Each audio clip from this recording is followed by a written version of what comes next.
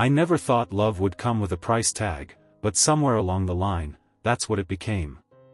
My name's Tom. I'm just a simple guy, grew up in a small town in Missouri, where folks wave at strangers and everyone knows your mama's name.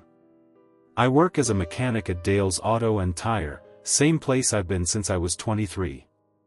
It ain't glamorous, but I know engines better than I know most people. I come home with oil under my fingernails and enough honesty in my heart to last a lifetime. That used to be enough. It used to be all she needed. Her name's Dana. I met her at the county fair. She was wearing a red sundress and cowboy boots, cotton candy in one hand and a lemonade in the other. She laughed like sunshine and looked at me like I was something special. That night, I gave her my jacket when it got chilly and she gave me her number, written on the back of a funnel cake napkin. That napkin lived in my wallet for years. I guess part of me thought keeping it there might preserve the magic of that night. I was wrong. We got married 2 years later.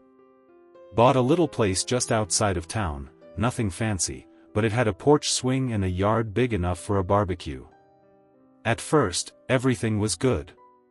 Real good. She'd bring me sweet tea in the summer, rub my shoulders when I came home sore.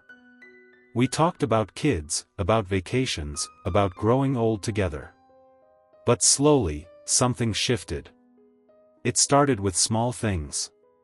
Dana wanted new clothes, so I gave her my credit card. Then she needed a spa day, then a girls' weekend. Then she started using words like deserve and expect. At first, I didn't mind.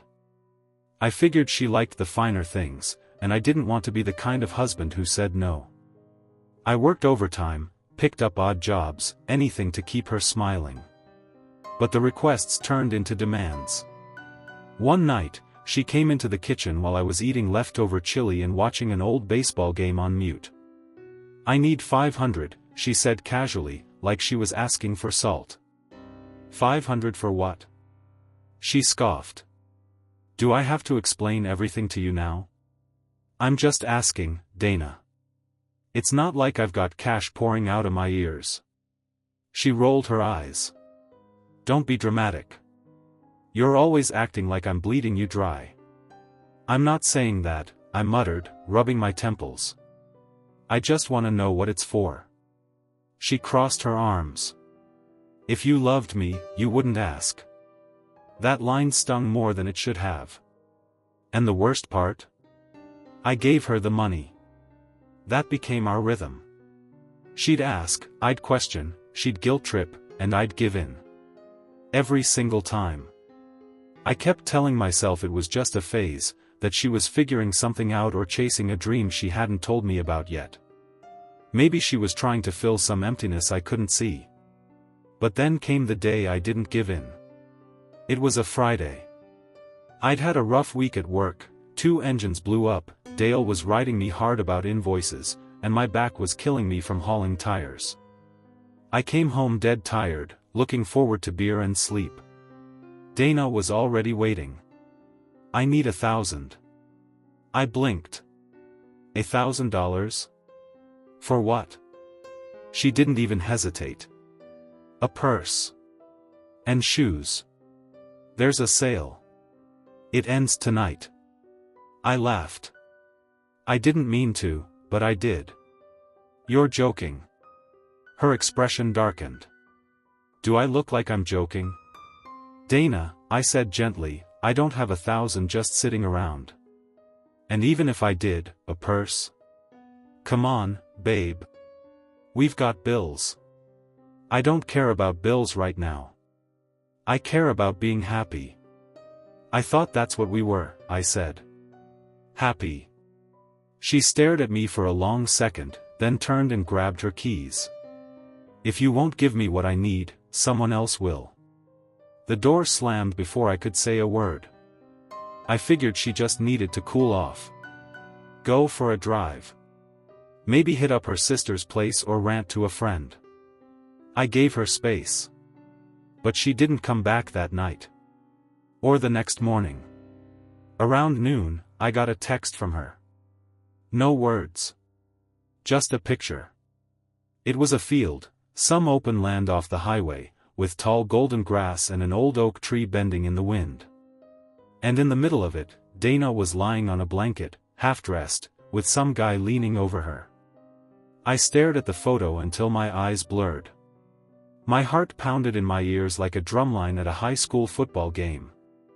I wanted to scream. Punch something. Drive out there and rip the guy apart.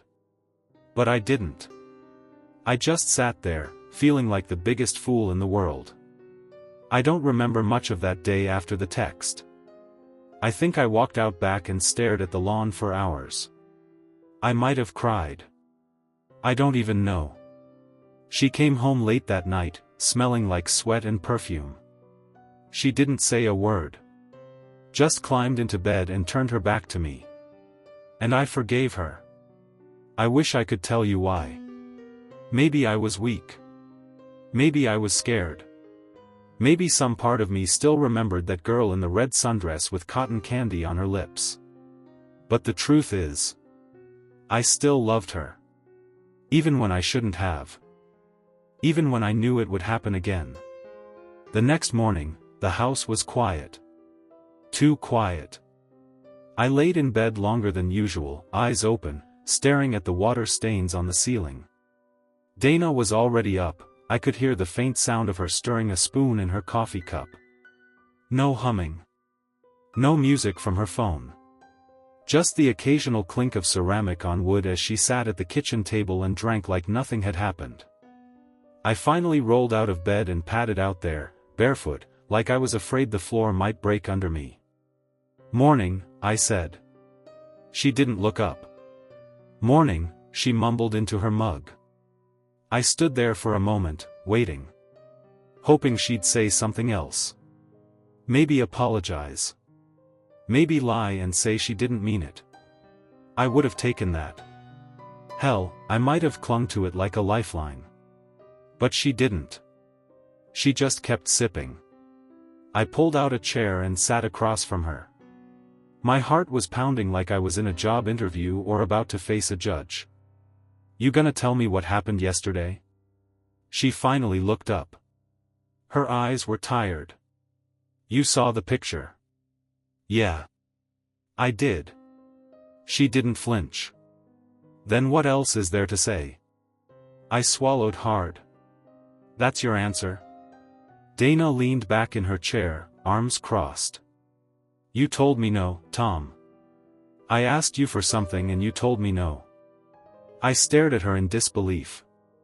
"You cheated on me because I wouldn't buy you a purse?" "No," she snapped. "I cheated because I'm tired of feeling unimportant. You act like I'm just some cost you have to manage. I want to feel valued. Desired. Like I matter." "You matter," I said quietly. "Then why did you laugh at me?" "I wasn't laughing at you, Dana. I was laughing at the idea of $1,000 purse when we're already behind on the power bill." She looked down. For the first time, a flicker of shame crossed her face. It didn't stay long. "I'm not proud of what I did," she said. "But I'm not gonna beg for forgiveness either." I nodded slowly. My hands were shaking under the table, so I clenched them together. "You don't have to beg," I said. "What's that supposed to mean?" "It means I forgive you." She blinked. "Just like that?" "Yeah," I said. "Just like that." She stared at me like I was insane. Maybe I was. I didn't feel strong, or noble, or even decent. I felt like a fool. But I also knew that walking away from her would break me more than staying ever could. I had built my whole life around her. This house, this town, even the damn porch swing, it was all for her. And part of me, the part that still remembered late-night dances in the living room and her giggles in the dark, wanted to believe we could fix it. She sat there in silence for a minute, chewing on her bottom lip. Then she stood up and walked away without another word. The days that followed were strange. She didn't apologize. She didn't explain. But she didn't leave either. It was like we were two ghosts haunting the same house. She'd cook dinner sometimes and fold laundry, but she didn't touch me. Didn't kiss me goodnight. We slept in the same bed, but the space between us felt a mile wide. I tried to act normal. Went to work, came home, made small talk. One night I asked, "Are you still seeing him?" She didn't answer. That was my answer. I didn't push. I couldn't. I told myself forgiveness meant turning the other cheek. I told myself it made me a better man. But I was cracking. Every time I handed her a 20, I felt like I was feeding the fire that might burn me alive. A week later, she asked for more money. 200. Said her car needed new tires. I didn't ask questions. I just handed it over. I didn't want to start another fight. I didn't want to give her another reason to go lie in some field with another guy while I sat at home wondering where I'd gone wrong. But it hurt. Every dollar felt like a piece of my dignity peeling off and falling to the ground. I was bleeding slowly, in silence. Then one night, I came home and she was gone. No note. No text. Just a quiet house and dinner cold on the counter. Her purse was gone, and so were her heels, the red ones she wore when she wanted attention. I sat on the porch for hours, watching the sky turn from gold to black.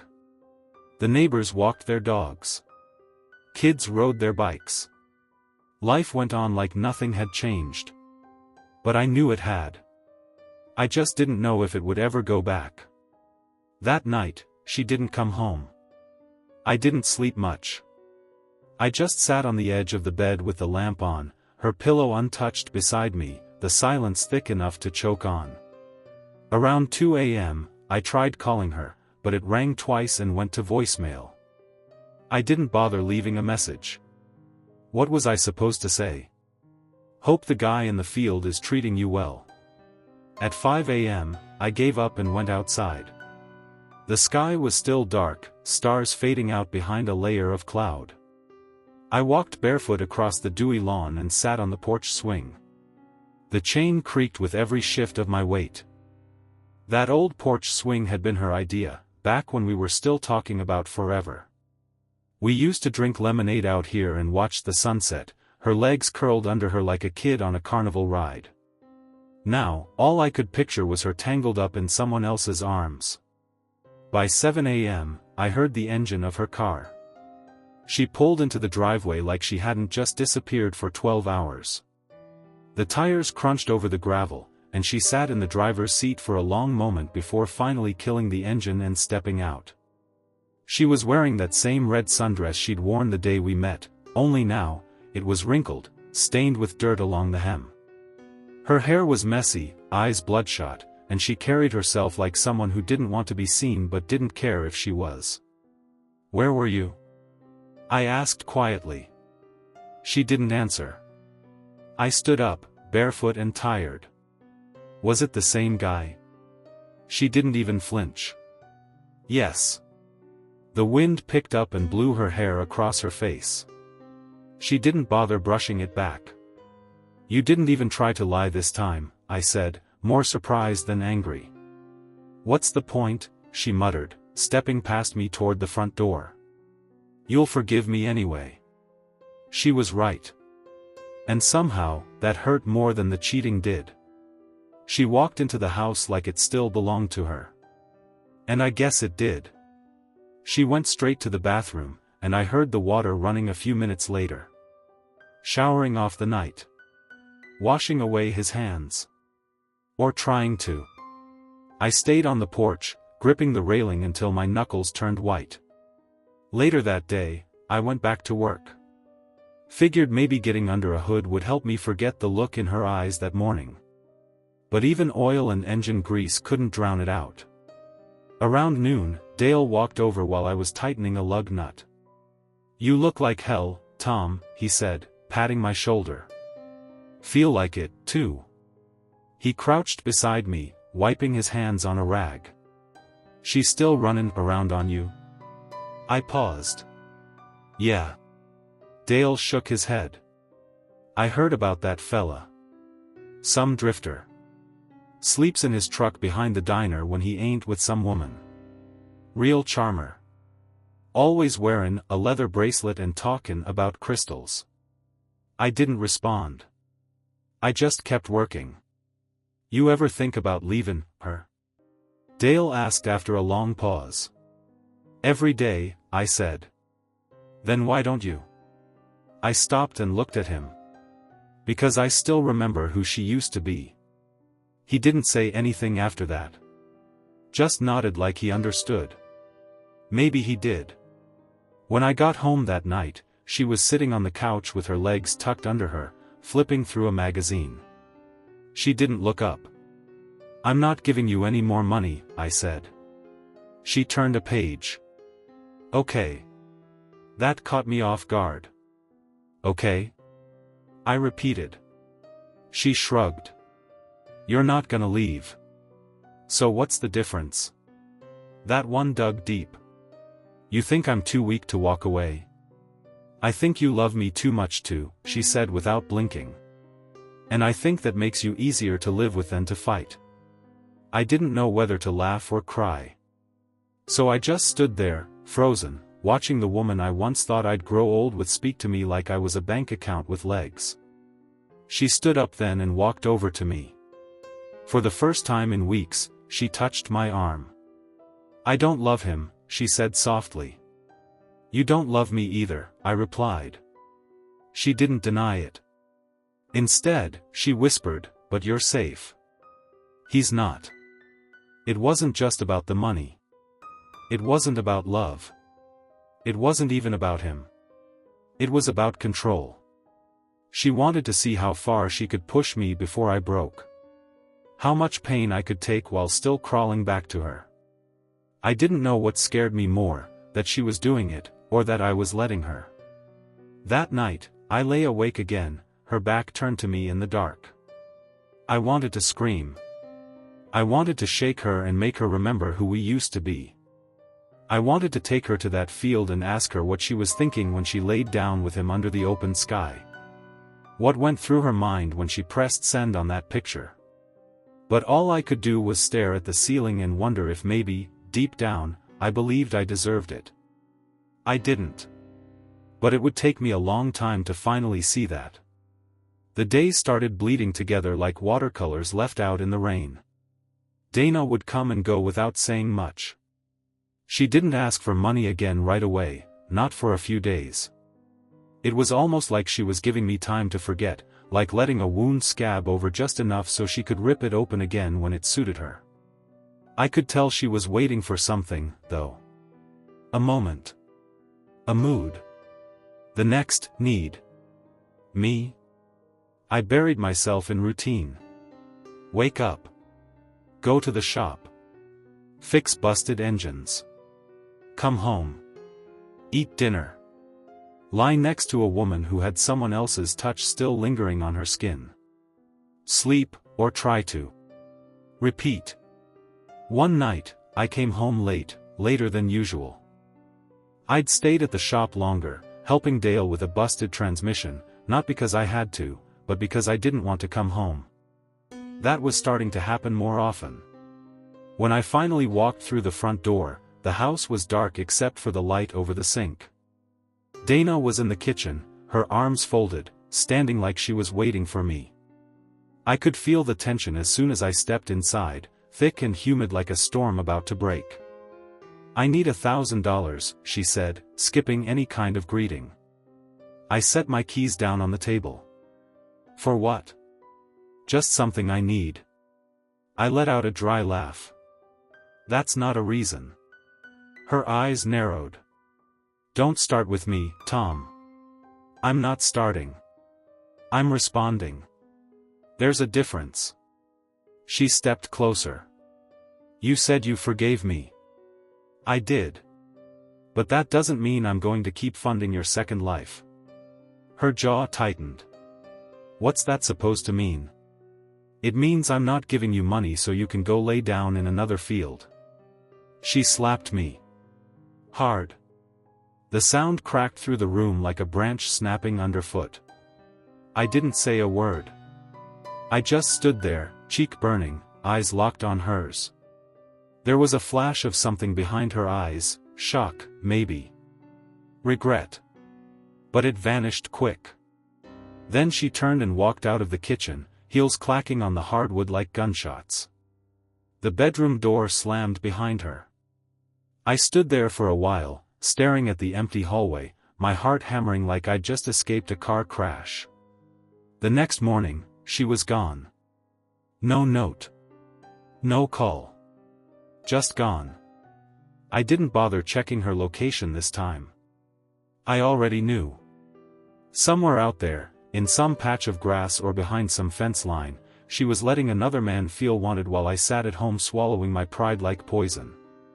Around noon, Dale found me out back behind the shop, sitting on a busted tailgate with a cigarette in my hand, even though I hadn't smoked in 10 years. "Things bad?" he asked. I just nodded. He sat down beside me and handed me a cold beer. "Wanna talk about it?" I stared at the bottle, turning it in my hands. "She's still seeing him. And she asked for more money last night." Dale whistled low. "Man, I gotta ask, why are you still there?" I looked up at the sky. It was overcast, heavy with the kind of gray that makes your bones ache. "Because if I leave, I lose everything I thought I built." "You sure you haven't already lost it?" That hit harder than I wanted to admit. That night, she came home just before midnight. She smelled like perfume and cigarettes and cheap beer. Her dress was wrinkled, makeup smudged. She didn't say anything. Just kicked off her shoes and collapsed onto the bed like a dropped coat. I sat on the edge, watching her from the doorway. "Do you even care anymore?" I asked. She didn't move. "About what?" "About me. About us." She let out a tired sigh, like I'd asked her to solve a math problem she didn't want to deal with. "I care," she said finally. "Just, not in the way you want." That broke something in me. Not loud. Not sharp. Just a quiet snap somewhere deep in the soul. "I still love you, Dana," I said softly. She rolled over, away from me. "I know." The next morning, she was still asleep when I left for work. Her phone was charging on the nightstand. I stood there for a minute, staring at it, my hand twitching. I could have picked it up. I could have gone through her messages, found the texts I already knew were there. But I didn't. Because the truth was, I didn't need proof anymore. I didn't need a photo or a text thread to tell me what I already knew. What I needed, what I wanted, was for her to care. But she didn't. And that was becoming clearer with each passing day. A few days later, I came home to find a manila envelope on the kitchen table.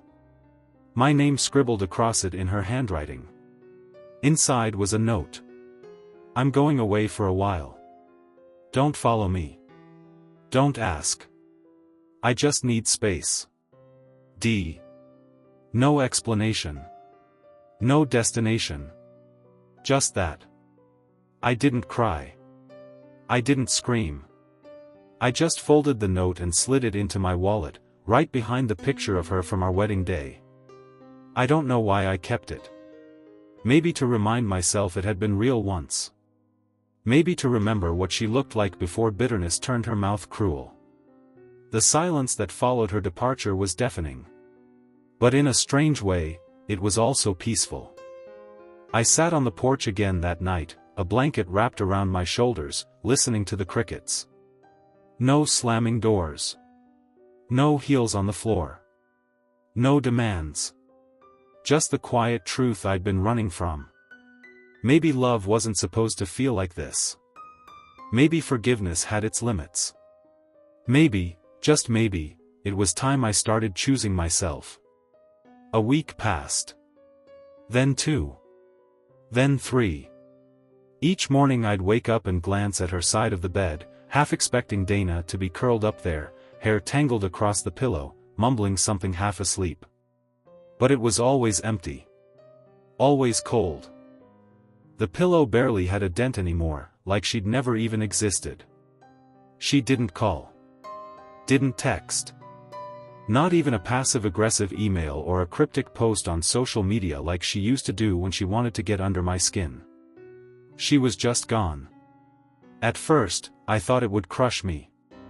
But the strangest thing happened, I started breathing easier. The air in the house didn't feel so tight anymore. The rooms didn't echo with arguments. I didn't have to look over my shoulder, wondering when she'd ask for more money or drop another betrayal on me like a dead bird at my feet. It felt wrong to admit, but without Dana there, life got simpler. Quieter. Cleaner. And in that silence, something inside me began to thaw. I started fixing things up around the house. Little things. The loose stair on the porch. The squeaky cabinet in the kitchen. Even sanded down the coffee table she always said was too country-looking for her taste. I kept it. For once, I wasn't trying to impress her. I wasn't trying to prove I was worthy of her love. I was just making a home that felt like mine again. Dale came over a few times. Helped me clean out the garage. We found a box of old photos tucked away on a shelf, behind some of Dana's designer boots and handbags she hadn't taken with her. The photos were from the early days, back when we were still in love. Real love. Not the cold, transactional stuff it turned into. One of the pictures showed us standing in a field behind her childhood home. She had her arms wrapped around me and her head thrown back, laughing like life was just beginning. It hurt to look at that. Because somewhere along the line, it ended. One morning, about a month after she left, I got a text from a number I didn't recognize. "You still with that wife of yours?" "'Cause I seen her again. Same field. Same boots. Different guy this time. No name. No context. Just that." I didn't reply. I deleted it. But it lit something inside me. Not rage. Not heartbreak. Closure. She hadn't changed.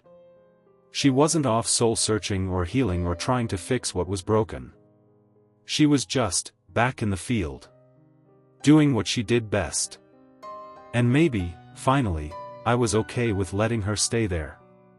That weekend, I got in my truck and drove out to my favorite diner, the one I stopped going to because Dana said it smelled like grease and sadness. I ordered a burger and a milkshake and sat in the booth by the window, the one we used to sit in before she decided my life wasn't enough for her. The waitress, a sweet woman named Ellie, remembered me. "Haven't seen you in a while," she said, setting down my plate. "Yeah," I replied. "Life's been complicated." She smiled kindly. "Sometimes complicated's just the road back to simple." I liked that. And for the first time in a long time, I smiled, too. That night, I sat on the porch again, this time with a glass of sweet tea instead of beer. The stars were out, and the air had that soft hum of a peaceful summer night. I thought about Dana, about the girl in the photo, the woman she became, the stranger who walked away. I had loved her with everything I had. Even forgave her when she cheated on me for not giving her money. But love's a funny thing. It can survive storms, but not rot. And what we had, it rotted from the inside out, quietly, while I kept pretending the frame was still holding. I reached into my wallet and pulled out that wedding photo. For a second, I just stared at it. Then I stood, walked over to the fire pit, and dropped it in.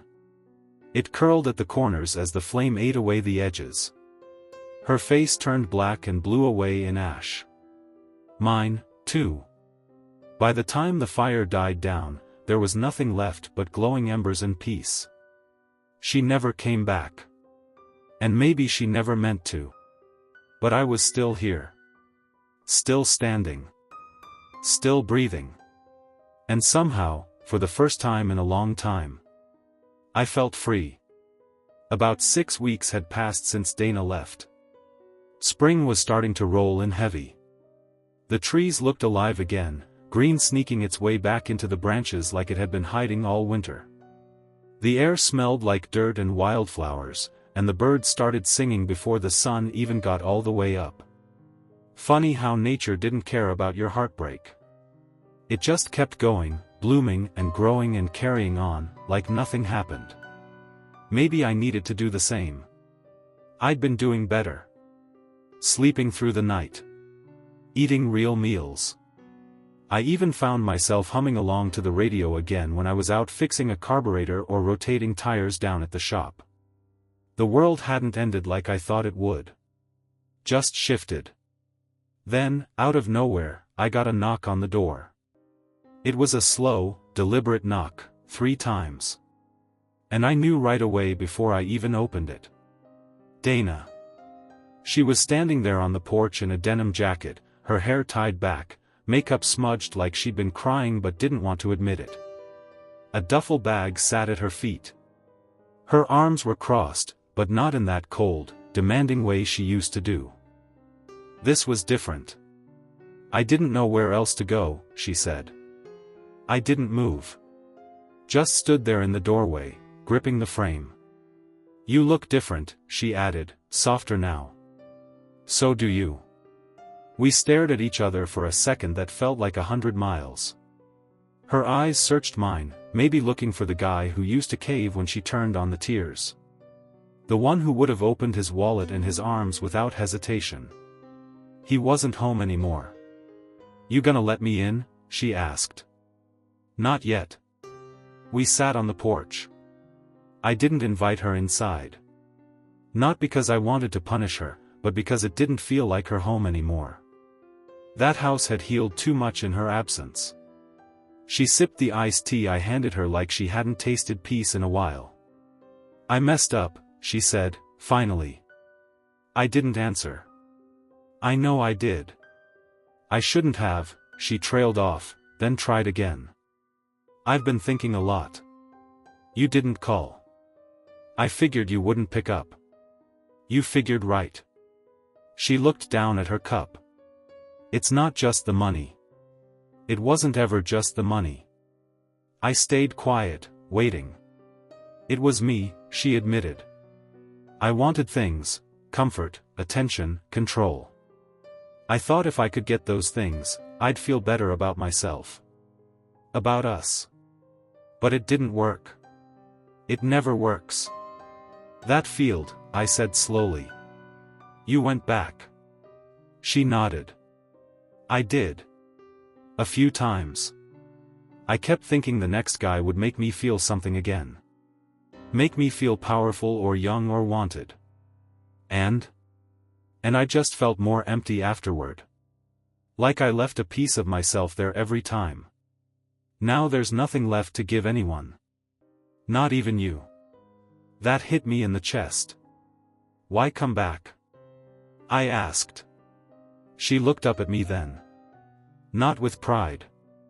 Not with her usual sharpness. But with something broken. Raw. Because I remembered you're the only man who loved me even after I humiliated you. Even after I weaponized love. And now I've got nothing but a bag of regrets and no place to sleep. I looked out at the yard. The grass was growing uneven along the edge of the driveway. I'd have to trim it soon. Keep things neat. Keep things moving. I'm not angry anymore, Dana, I said. But I'm not the man you left, either. I can see that, she whispered. I loved you hard. Gave you everything I had. And when I didn't have more to give, you found someone else to take from.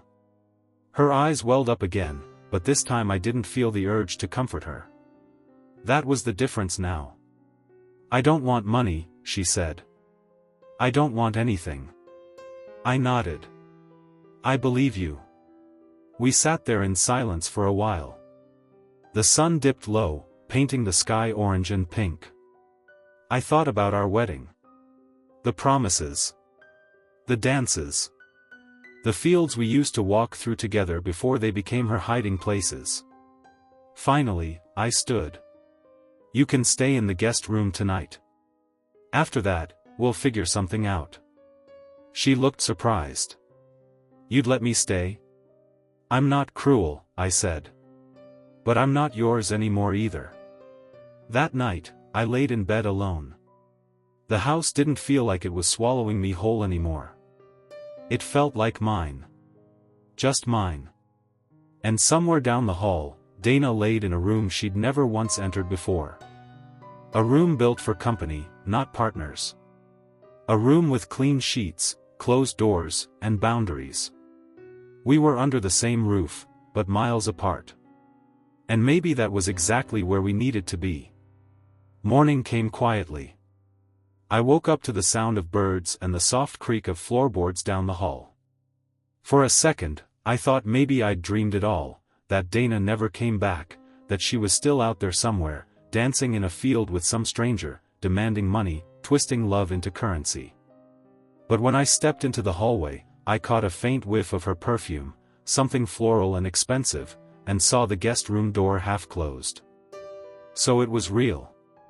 She was really back. Sort of. I didn't go in.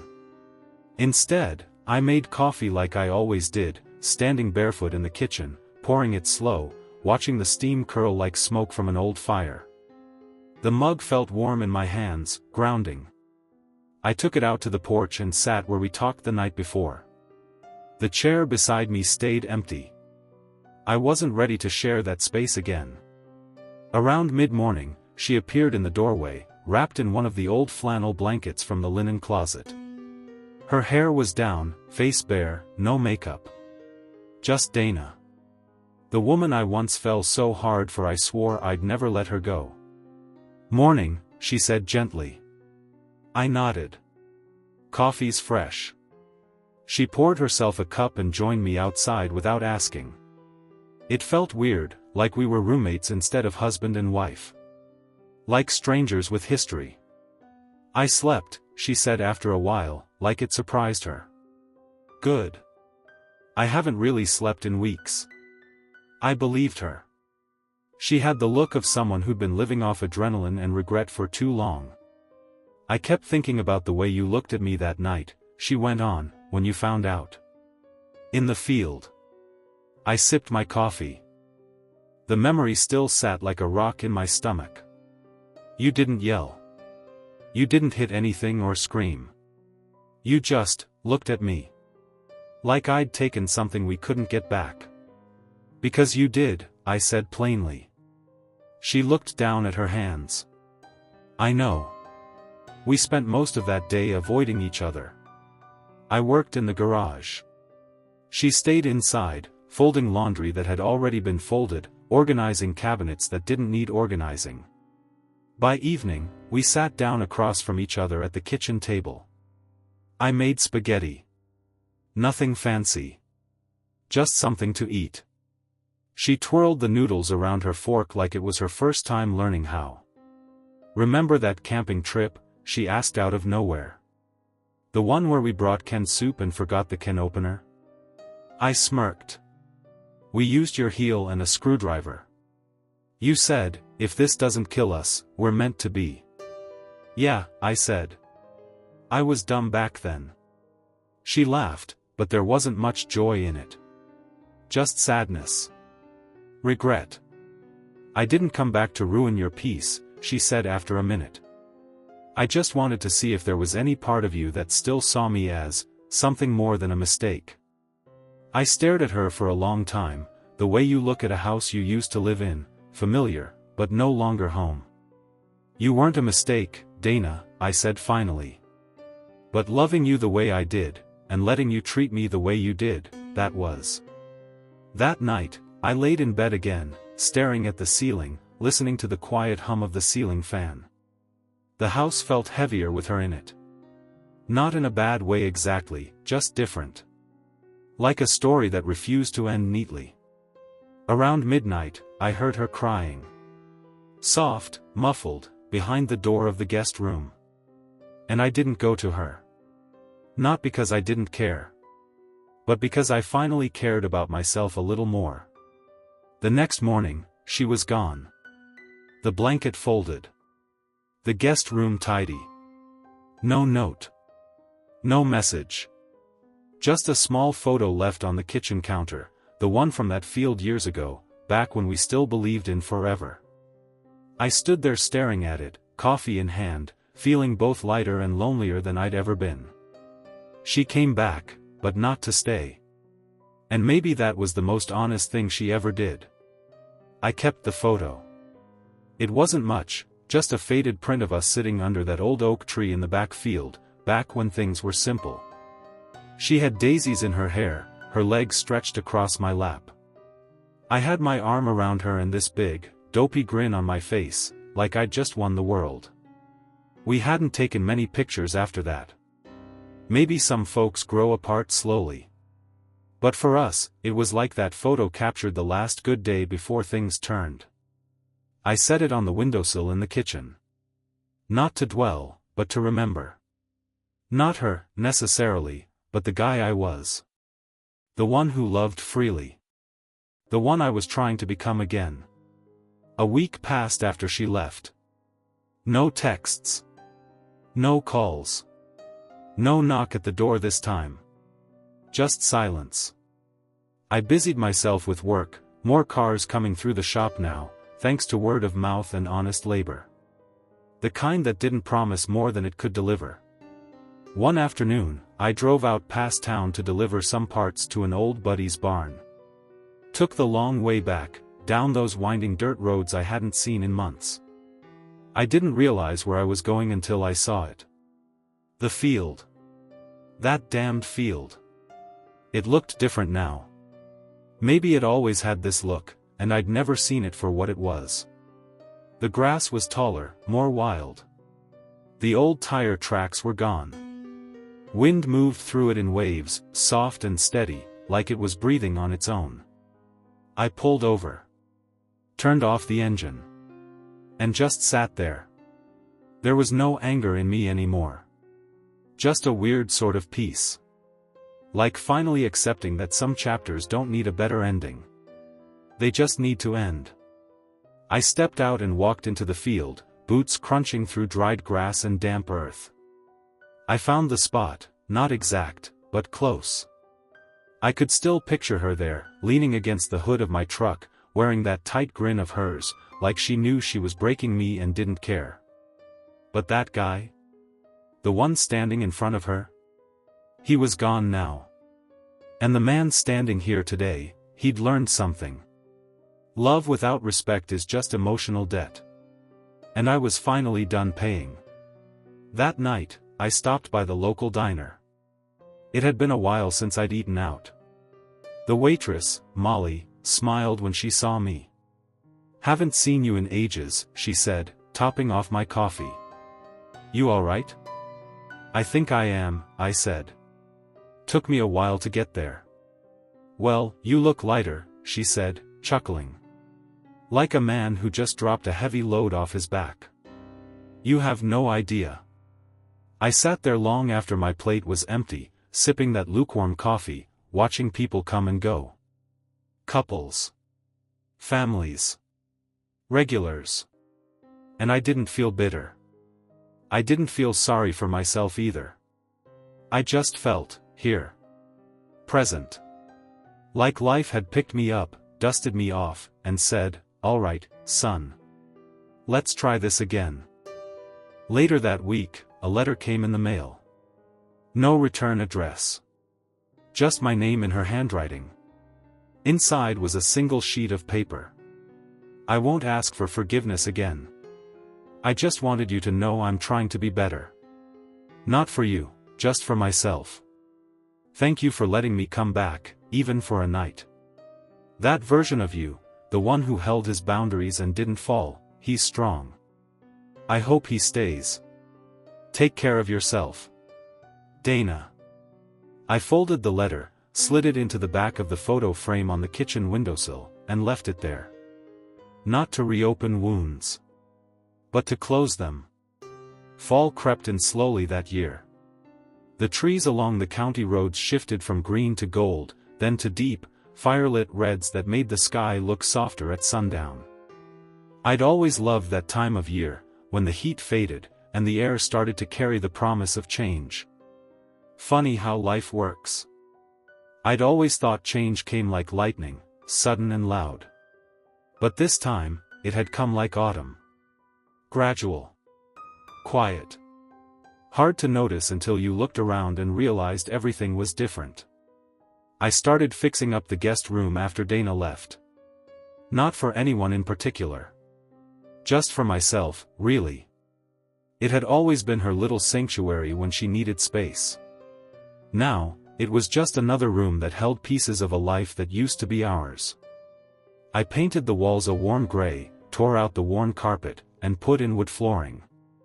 There was something therapeutic about working with my hands again, not for money, but for peace.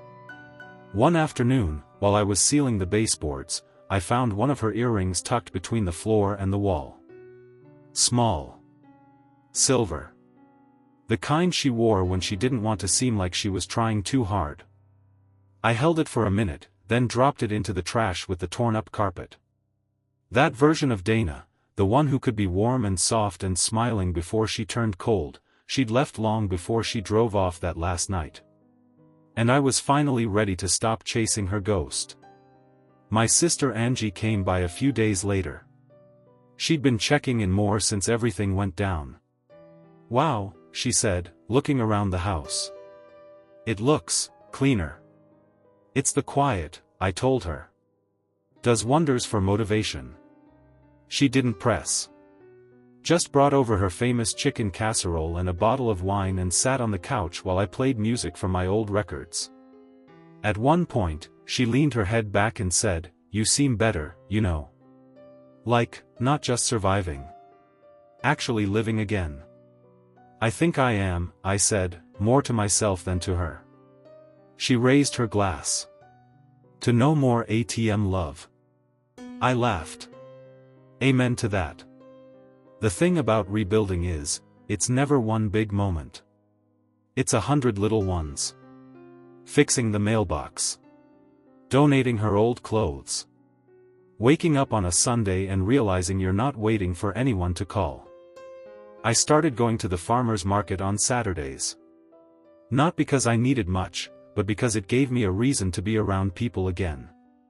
I'd talk to the vendors, try different breads, pick up flowers for the kitchen table. That's where I met Ellie. She was working a little booth with homemade candles and jams. Her smile wasn't flashy. Just honest. Easy. She wore overalls and a ponytail and had that look in her eye like she'd been through some stuff too, but hadn't let it make her bitter. "Try the apple butter," she said, handing me a sample. "It's my grandma's recipe." It was good. Real good. So I bought 2 jars. And came back the next week for more. Not just for the apple butter. We started talking every Saturday. Nothing heavy. Just life. Work. Family. She had a rescue dog named Mabel and an old truck that needed a new starter. I offered to help, and before long, we were spending afternoons together fixing up her truck, then drinking lemonade on her porch. One day, she asked me, "So, what's your story?" I paused, hands greasy from the engine, and said, "It's a long one." She smiled. "I've got time." And that's when I realized something. Healing doesn't always come with closure. Sometimes it comes with presence, with someone new willing to sit with the messy parts, not rush you through them. I didn't tell her everything. Not yet. But I didn't feel like I had to hide it, either.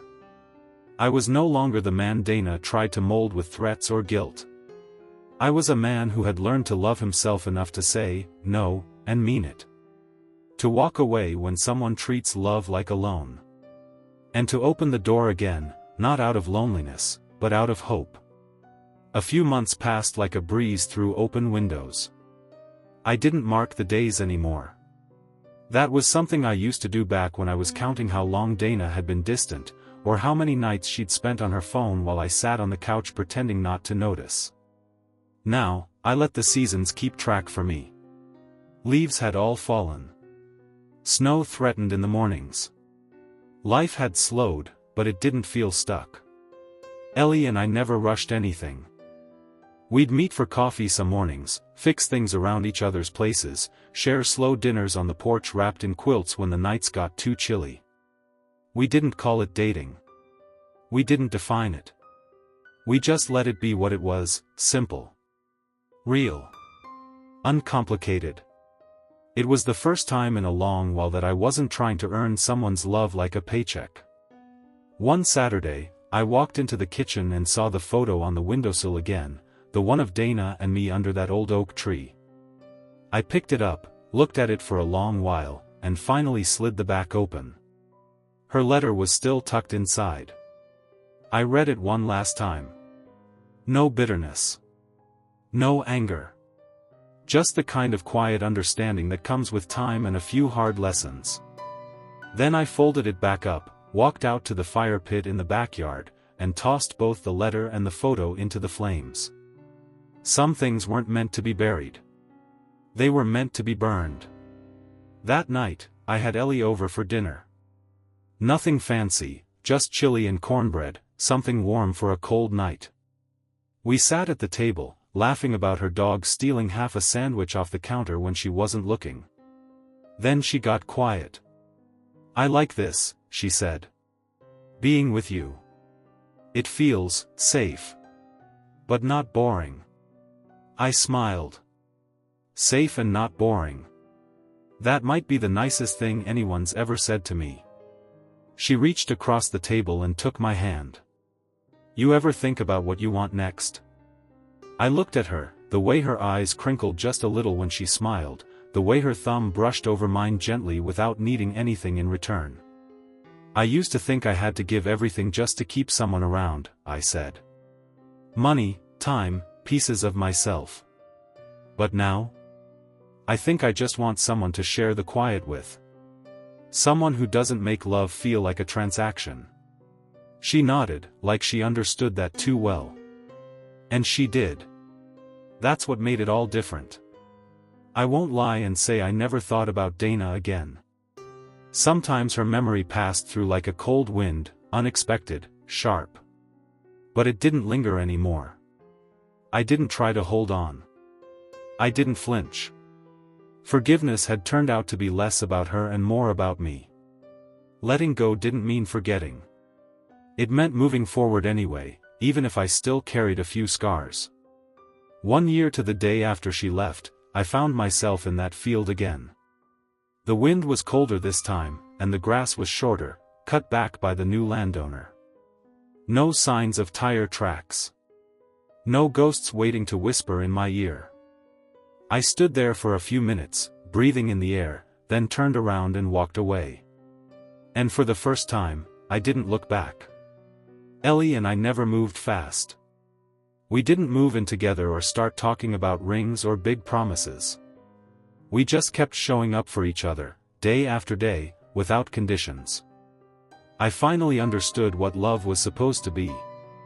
Not expensive. Not threatening. Not full of emotional IOUs. Just steady. Just kind.